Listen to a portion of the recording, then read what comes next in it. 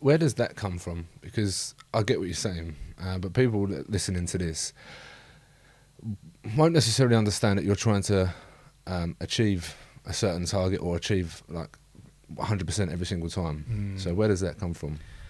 Do you know what? Trying to be the best all the time. Actually, to be honest, this has probably come a little bit from my stepdad. As I said, I'll call him my dad from now on. So my dad in the local North London Barnet area where I grew up, he is like, the joke is we call him King of Barnet because everyone knows him. He's so popular. Our local pub that we go into, when he walks in, everyone wants to come and say hello to him.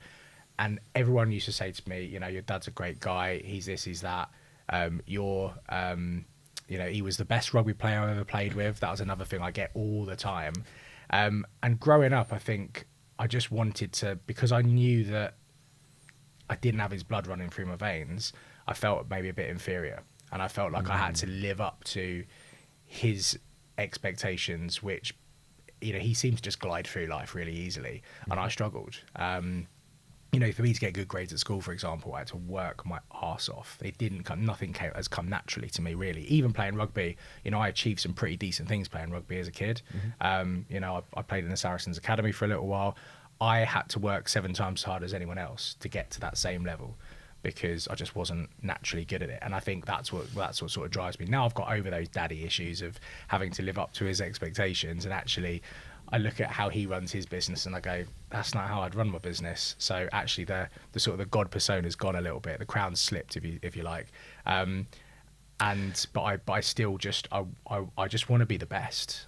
I really just want, the way I see it is, if you're not going to at least emulate or you know, try and achieve, you know, the best that there has been and then surpass it, then kind of what's the point?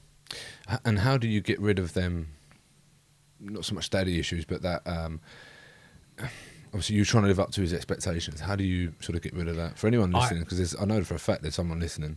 It was bloody hard, mate. It really was hard. Because the thing is, you know, when you do have parents, everyone's, you know, a lot of people have parents at some point. Obviously some lose them earlier than others, but you do, I think a lot of people do look up to their parents. A lot of people don't, but I think most people do. And you look at what they do, you know, back in the day, people used to just follow in the footsteps of either their mum or their dad, depending on if they were born a girl or a boy. And I think that's just become ingrained in our society that you kind of have to, your parents have set a bar and then it's your job to maybe surpass that. And I think because the bar was so high with my dad, that I just struggled with it so much growing up as a kid. And I actually had therapy when I was, but it wasn't that long ago, it was about 3 years ago, because I was going through some stuff myself, and it sort of, through that, I was able to kind of really dig deep and try and figure out where some of these anxieties and stresses came from. And a lot of it was for the weight of expectation that I felt from the outside. And I think what I did then was I said, well, actually, wouldn't it be nicer if that expectation was my own? And I just sort of took ownership of the expectation instead. I didn't need somebody else to tell me that I was doing a good job anymore. I knew when I was doing a good job. Yeah, do you know what? It's great. And this is a funny thing, actually, talking about kind of work-related stuff. I get told all the time, because in our industry, you have to self-nominate for awards and stuff. Like, why does Grand Union never win an award? I'm like, because I never nominate us. Because I don't need that recognition right now. In the future, it'll form part of our marketing. But right now, I don't need it. All it is it's a waste of time, because that's time I could be talking to a client on the phone. I don't need that outside recognition that we've won an award that we've self-nominated ourselves for. Not bothered at all. I'd rather just do a really good job and have my clients. On the way here today, one that we completed on a bridging loan for an HMO conversion today. Yeah, literally, he's shared it, and that means more to me than winning an award. Seeing somebody publicly want to say, you know, we've completed on this, thanks. And it obviously goes back to the point of the lessons that you've learned in therapy. And I think it's very important for people. I say every single time that someone goes to therapy, that, well, actually, what type of therapy was it first? It was for anger management. Really? Yeah. I know. Whenever I tell anyone, they're like, what? No, it doesn't surprise me, but I thought it would have been a different one, if I'm honest. What? Obviously, you told us some of the lessons that you've learned, but was there any more that you learned from that? It was just to have a bit more control over myself, because I think what happened was, like I said, I played rugby for a long period of time.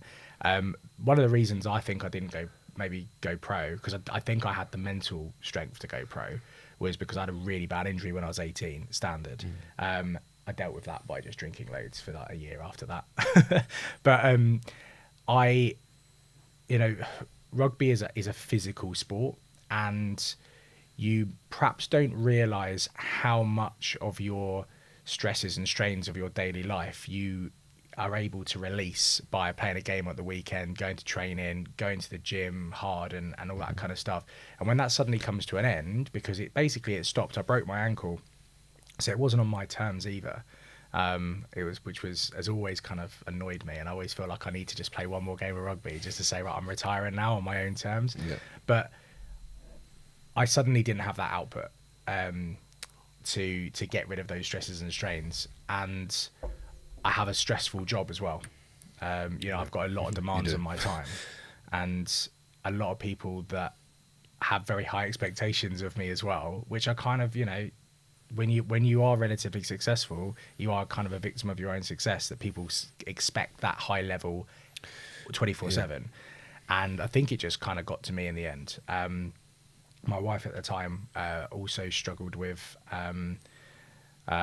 sort of mental illness, I suppose you would call it. Her mental health was bad. She always had anxiety, and she couldn't be there for me. She just physically didn't have the capacity to do it. So I did feel really lonely, and I felt kind of lost in my own thoughts a lot of the time. And when you have a lot of things going through your head, which I do, which is I've always thought of it as a thing to struggle with, but I've done a lot of research, and apparently it's a trait that very successful people have, is they find it difficult to switch their brain off. So I'll take that as a win. But yeah, it just got to it's so weird to describe to anyone. You just completely lose control of yourself. I don't think it is weird at all. I can certainly relate to you, especially with rugby, especially with the anger management and the mental side of things. So again, I'll share my story with the rugby. Exactly the same with epilepsy and the arthritis. And again, I had the operation, but I would look for validation from the sideline, wouldn't necessarily get it, so I'd purposely pick someone out on the middle of the pitch and smash the living shit out of them. I used to do exactly the same thing. And I still wouldn't get it. And I think, well, what's the point? But do you know what's weird, right? So you'll get this now. So I'd imagine we played in pretty different positions, judging by our physical stature. A prop. Yeah, you're a prop. Prop and 8. Yeah. Oh yeah, I was a fly half. I was a pretty boy. Yeah.